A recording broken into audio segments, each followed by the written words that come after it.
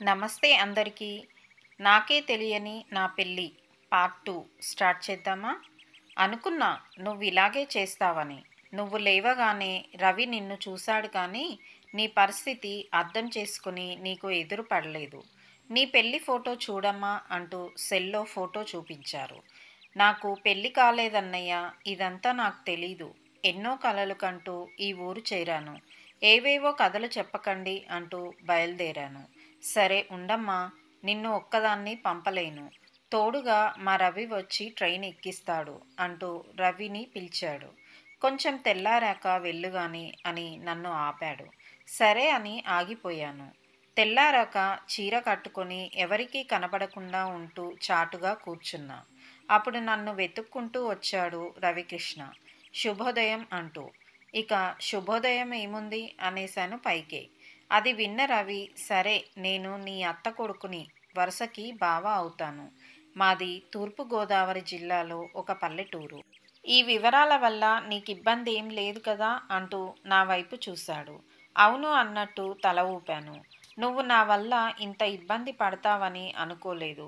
అందరూ బావ మరదళ్ళలా మనం ఒకరి గురించి ఒకరికి తెలుస్తూ పెరగలేదు. మన పెళ్ళి నీకు ఇబ్బంది కలిగించకుండా అందరూ అమ్మాయిల్లా ఫ్రీగా చదువుకోవాలని అత్తయ్య దూరంగా నిన్ను పెంచారు. దానిలో తప్పేం లేదు కాబట్టి అందరూ ఒప్పుకునే నిన్ను ఇలా పెళ్లి విషయాలు తెలియకుండా పెంచారు.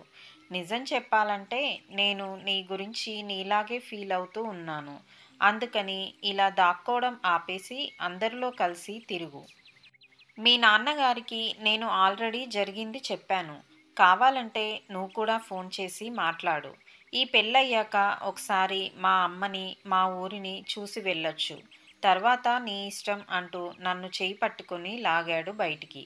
ఇక తప్పదని నేను బయటికి వచ్చి దివ్యను కలిశాను. పెళ్లి వారికి అందరికీ నా విషయం తెలిసిపోయింది. అందరూ నన్ను ఒక వింతలా చూస్తున్నారు. ఆ ముసలి బామ్మ అందరికీ నన్ను పనిగట్టుకొని మరీ పరిచయం చేస్తూ వారికి నేనేమవుతానో వివరిస్తూ చెప్తుంటే అయ్యో దేవుడా అంటూ చిరాకుగా చూస్తూ ఉంటే రవికృష్ణ నవ్వుతూ కన్ను కొట్టి వెళ్ళిపోయాడు. ఏమిటి ఈ అబ్బాయి, ఎంత ధైర్యం అని కోపం వచ్చింది. నవ్వు కూడా వచ్చింది. నాన్నగారితో మాట్లాడాక నిజమే అని అర్థమయ్యింది. పెళ్ళి బాగా జరిగింది. నన్ను కూడా ఆడపడుచుగా లెక్క వేసి కట్నాలు ఇస్తుంటే తీసుకో అంటూ నా వైపు చూశాడు రవికృష్ణ. ఏమిటితను? నేను ఏదైనా తీసుకోవాలి వద్దు అనేది నేను నిర్ణయించుకోవాల్సిన విషయం. ఇతని వైపు ఎందుకు చూశాను? అతను చెప్తే ఎందుకు తీసుకున్నా అనుకుంటూ ఆలోచిస్తున్న నన్ను కదిపి తర్వాత మన సంగతి చూడొచ్చు, ముందు పెళ్ళిని ఎంజాయ్ చేయి అన్నాడు రవి. ఇక ఏమీ మాట్లాడకుండా దివ్య దగ్గరకు వెళ్ళి దానితో కూర్చున్నా భయంగా. అది నన్ను చూసి ఏమిటే మీ ఆయన్ని వదిలి వచ్చావు అంటూ కామెంట్ చేసింది. దివ్య, నీకోసం నేనొస్తే నన్ను నువ్వు ఏడిపిస్తావేమిటే అంటూ దాని చెవి మెలేశాను. అందుకే కదే నీకింత అందమైన మొగుడు దొరికాడు అంటూ నాకు అందకుండా పరిగెత్తింది దివ్య. ఇంతలో కీర్తి అంటూ పిలిచాడు రవి. చచ్చినట్టు ఏమిటి అన్నట్టు చూశాను. పెళ్లివారు ఎలాగో బయలుదేరుతున్నారుగా, మీరు కూడా రండి, సరదాగా పల్లెటూరు చూడొచ్చు, మన విషయాలు తెలుసుకోవచ్చు అన్నాడు. నాకు అదే సరైన పని అనిపించింది. నేను రవికృష్ణ కలిసి వాళ్ళ ఊరు పోలవరం బయలుదేరాం. ఈ ప్రయాణం నా జీవితాన్ని తప్పక మారుస్తుందని భయంగా బెంగగా చూస్తూ కూర్చున్న అతని పక్కన, పెళ్లివారి బస్లో మీరు ఏం అనుకోను అంటే మీరు చీరలోనే ఇంటికి వస్తే బాగుంటుంది అన్నాడు నా డ్రెస్ని చూస్తూ. కోపం వచ్చింది కానీ ఏం చేసేది. చూడండి, నాకు ఉన్నది ఒకటే చీర, అది కూడా మీ బామ్మ దయ వల్ల నలిగిపోయింది. ఇక్కడ నాకు ఎవరూ తెలీదు, ఇబ్బంది అంటే అసలు రాను అన్నాను.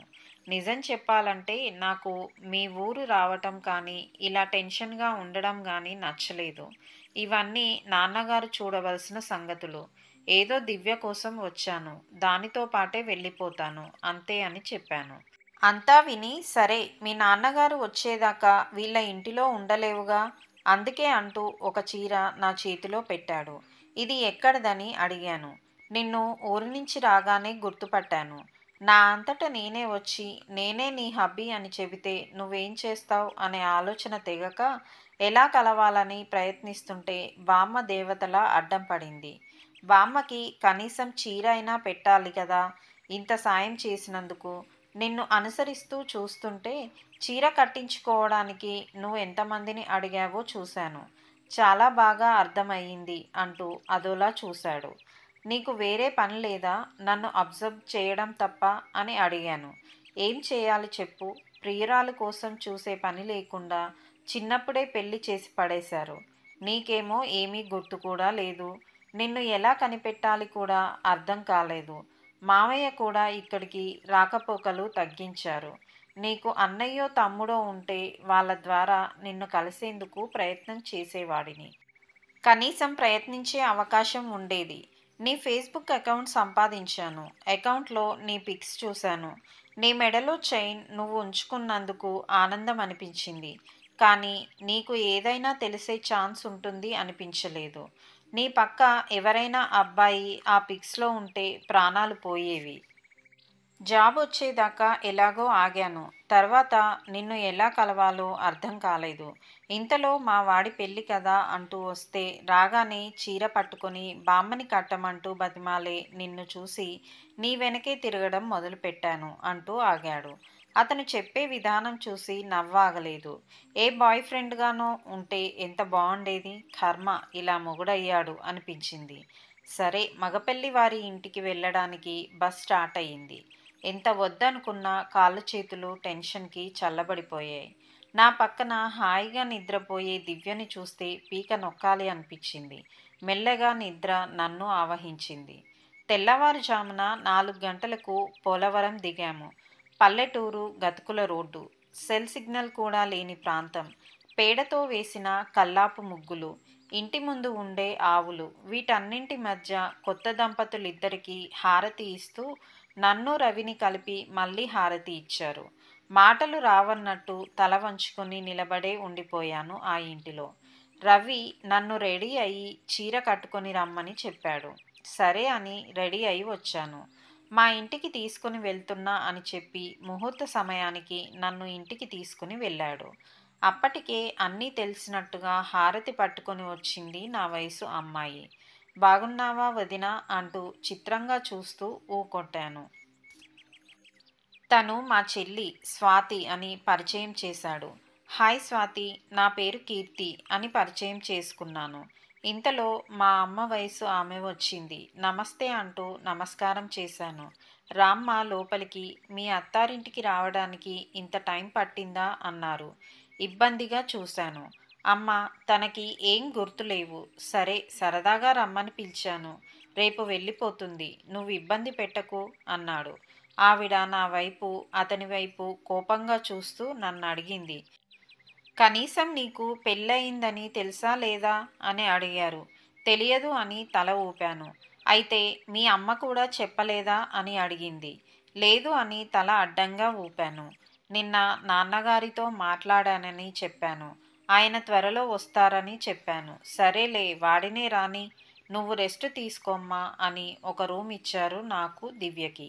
ఇల్లు చాలా బాగుందే అంటూ దివ్య నన్ను కౌగిలించుకుని ముద్దు పెట్టింది.